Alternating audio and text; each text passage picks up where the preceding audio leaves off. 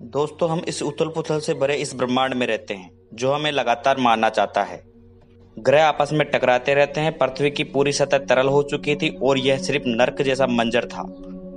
Black holes नजर न आने वाला डेथ रे छोड़ते हैं। इसे विनाश से भी महाविनाश कह सकते हैं। और एस्टेरॉयड बिना किसी चेतावनी के आते हैं और हमला बोल देते हैं। दोस्तों, अगले 10 मिनट में यह हमारे साथ हो सकता है।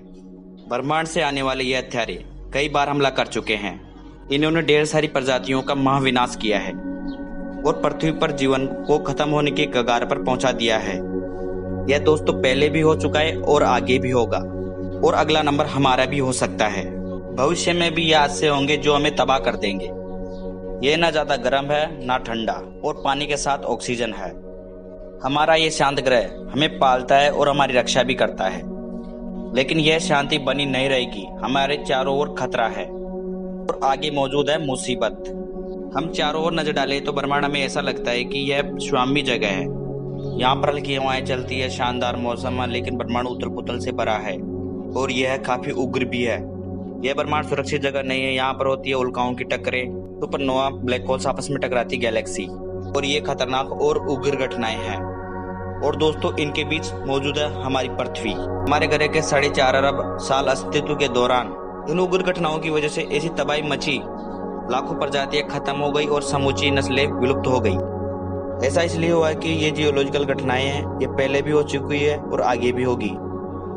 और दोस्तों, समय गुजरता जा रहा है और नई खोज के साथ और ब्रह्मांड और खतरनाक हो जाता है। नवंबर सन 2012 एस्ट्रोनॉमर्स ने एक नए ग्रह की खोज की।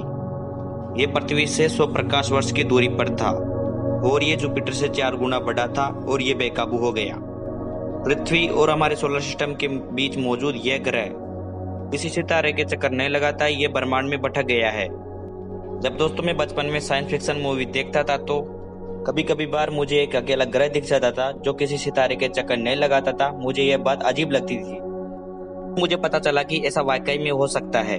जब ग्रह बनते हैं तो वह ग्रेविटी के साथ वह इंटरेक्ट कर सकते हैं, और ये भी मुमकिन है। जब हमारा सोलर सिस्टम बना तो इन सभी ग्रहों को अनंत स्पेस में निकाल दिया गया और हमारी आकाश गंगा में 200 अरब से ज्यादा तारे हो सकते हैं। यानी इनकी तादाद आसमान में मौजूद तारों के बराबर हो सकती है। और हो सकता है कि इनमें से एक कोई हमारी तरफ बढ़ रहा हो। क्या किसी ग्रह के साथ हमारी पृथ्वी की टक्कर हो सकती है? क्या यह वाकई में हो सकता है? तो यह है कि दोस्तों, ऐसा पहले हो चुका है। हमारे एस्ट्रोनॉमर्स को कई सुराग मिले हैं जो सोलर सिस्टम में कई बदलाव हुए हैं। यदि हम ग्रहों को देखें तो इनकी गैर मौजूदगी में सोलर सिस्टम मौजूद न होता। मिसाल के लिए मरकुरी ग्रह तोप के छोटे गोले जैसा लगता है। इससे हमें यह पता चलता है कि मरकुरी के साथ जबरदस्त टक्कर हुई, जिससे इसका बाहर का ज्यादातर हिस्सा बिखर गया। दोस्तों, वीनस का घूमना बड़ी अजीब बात है। ये धीमी रफ्तार में घूमता है और बाकी ग्रहों की तरह उल्टी दिशा में घूमता है। अगर दोस्तों, ऐसा इसलिए हो सकता है कि कोई ग्रह काफी तेज गति से इससे टकराया हुआ हो, जिससे उसका घूमना बंद हो गया हो और काफी धीमी गति से यह उल्टी चाल चलने लग गया हो। यदि हम यूरेनस ग्रह को देखें तो उसके सभी चंद्रमा उल्टी दिशा में घूमते हैं। ये परिक्रमा कभी कभी बार सूर्य के पैरेलल की तरह करता है कि उत्तरी और दक्षिणी ध्रुव सूर्य की दिशा में होते हैं। दोस्तों, किसी चीज ने प्लैनेट सिस्टम को तबाही कर दिया था। ग्रहों से चीजें टकराती रही है और पृथ्वी भी अपवाद नहीं है। 4.5 अरब साल पहले एक युवा ग्रह पृथ्वी की ओर आया और ये पृथ्वी से टकरा गया। इन दोनों की टक्कर 40,000 किलोमीटर प्रति घंटे की रफ्तार से हुई, यानी बंदूक की गोली से 40 गुना ज्यादा। इस टक्कर से छोटा वाला ग्रह तबाह हो गया। पृथ्वी बच तो गई मगर बाल बाल। इस टक्कर की कल्पना करना मुश्किल है। 2 ग्रह आपस में टकराते हैं और फिर एक हो जाते हैं। इस टक्कर से पृथ्वी ने अपना एक रूप ले लिया। इसके चारों ओर पानी पानी और बीच में ज्वालामुखी और पत्थर की चट्टानें। और इस टक्कर से निकला हुआ मलबा पृथ्वी के चारों ओर चक्कर काटने लगा और पृथ्वी की ग्रेविटी के कारण बना चंद्रमा। चंद्रमा के कारण पता चला कि इसका ज्यादातर हिस्सा सघन है और कुछ क्रस्ट। मार्च सन 2012 नासा का स्पेसक्राफ्ट ग्रिल चंद्रमा की पैमाइश कर रहा था और इसकी सतह, अंदरूनी ढांचे और ग्रेविटी की पड़ताल कर रहा था। हम चंद्रमा की ग्रेविटी को नाप रहे थे, लेकिन इसमें कुछ गड़बड़ लग रही थी। इसका निर्माण इस तरह नहीं होना चाहिए था। इस समस्या को सुलझाने का एक रास्ता यह नजर आया। हो सकता है कि 2 चंद्रमा रहे हो। इस टक्कर के बाद जो मलबा बना हो उससे एक नहीं 2 चीजें बनी हो और फिर आपस में टकराकर एक हो गई हो। तो फिर चंद्रमा एक नहीं ऐसे 2 चंद्रमा है जो आपस में टकराई और फिर एक हो गए हो, जिसे हम आज जानते हैं।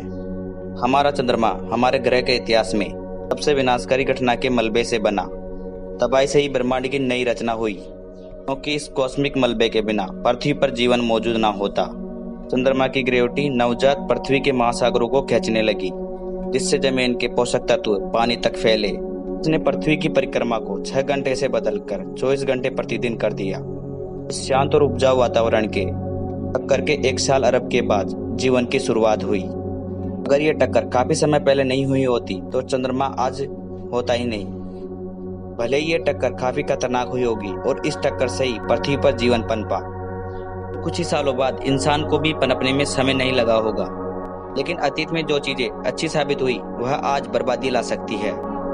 दोस्तों, हम ये नहीं चाहेंगे कि आज के समय पर ग्रहों की टक्कर हो, क्योंकि अगर हमारे ग्रह की किसी ग्रह से टक्कर हुई तो हमारा ग्रह बिल्कुल ही खत्म हो जाएगा, मतलब इसका नामोनिशान ही मिट जाएगा। हम इसकी परमाणु हथियारों से भी तुलना नहीं कर सकते। ये तो अरबों परमाणु हथियारों के बराबर है।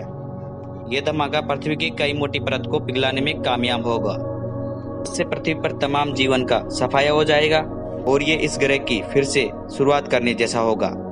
तो दोस्तों, क्या ये बुरा सपना हकीकत बन सकता है? इस समय हमारे ग्रह के पास भटकते ग्रह भी लाखों अरबों किलोमीटर दूर है और हमारे शांत ग्रह अपनी कक्षाओं में स्थिर चक्कर काट रहे हैं। लेकिन दोस्तों, हाल फिलहाल में ग्रहों की टक्कर होने वाली नहीं है, लेकिन ग्रहों की ग्रेविटी एक दूसरे से छेड़छाड़ करके इनकी कक्षाओं को बदलती रहती है। अगर दोस्तों हम ग्रहों को फ्यूचर में ले जाएं तो एक बार फिर से ग्रहों की टक्कर हो सकती है, लेकिन फिलहाल में इस लंबे समय का इंतजार करने की जरूरत नहीं है। 4 अरब साल पहले ग्रहों की टक्कर से पृथ्वी पर जीवन मुमकिन हो पाया और 2 अरब साल बाद ये जीवन खुद को ही खत्म करने पर लगा हुआ है। हमारा ये नीला ग्रह उग्र ब्रह्मांड में हमारी रक्षा करता है और हमें पालता है। 2 अरब 40 करोड़ साल पहले एक सेल वाले पोषक तत्व वाले जीव समुद्र में घूम रहे थे, लेकिन अब उनकी दुनिया तबाह होने वाली थी। अगर दोस्तों हम कई प्रजातियों की खत्म होने की बात करें तो ये 2 तरह के होते हैं। एक खतरा बाहरी स्पेस से होता है और एक खतरा हमारी पृथ्वी के अंदर की ओर से। पृथ्वी सूर्य के चक्कर लगाती रहती है। यह कक्षा स्थिर है। ये हजारों लाखों वर्षों के दौरान बदल जाती है। इससे ये स्पेस में आगे की ओर बढ़ जाता है और इसकी दूरी पर इसकी रफ्तार बदल जाती है। सूर्य से दूर होने पर पृथ्वी ठंडी होने लगती है। 2 अरब 40 करोड़ साल पहले किसी चीज ने प्राकृतिक तौर पर ठंडा होने की इस प्रक्रिया को पूरी धरती पर आपदा में बदल दिया। यह ब्रह्मांड की सबसे खतरनाक चीजों में से एक थी। जीवन महासागरों में छोटे छोटे जीवों की उत्पत्ति हुई। तब उस समय पर ऑक्सीजन नहीं थी, तो ऐसे जीवों को ऐसा ही माहौल पसंद था। इसके बाद एक नई किस्म के बैक्टीरिया पैदा हुए। इनका नाम था साइनोबैक्टीरिया और इन जीवों ने गैस से जुड़ी बड़ी गंभीर समस्या पैदा कर दी, क्योंकि दोस्तों अरबों साल पहले पृथ्वी पर ऑक्सीजन नहीं थी, फिर भी हर कोई जीव खुश था। फिर साइनोबैक्टीरिया ने ऑक्सीजन बनाने की शुरुआत की। ये विषैला प्रदूषण जीव था। अगर उस समय कोई कानूनी एजेंसी होती तो इसको अवैध करार देती। फिर दोस्तों इन्होंने पूरी दुनिया को ही प्रदूषित कर दिया। इन्होंने वाकई में पर्यावरण के लिए बड़ा संकट पैदा कर दिया। ऑक्सीजन से जुड़े इस संकट ने ग्रीन हाउस प्रभाव को गड़बड़ा दिया, जो हमारे ग्रह को गर्म रखता है। इससे हमारी पृथ्वी का तापमान गिरने लगा। इसके लिए जिम्मेदार थी बायोलॉजी यानी जीवन। इसने हमारे ग्रह को बर्बाद किया और इससे पूरी पृथ्वी जम गई। 2 अरब 40 करोड़ साल पहले बर्फ ध्रुवों से आगे फैलने लगी।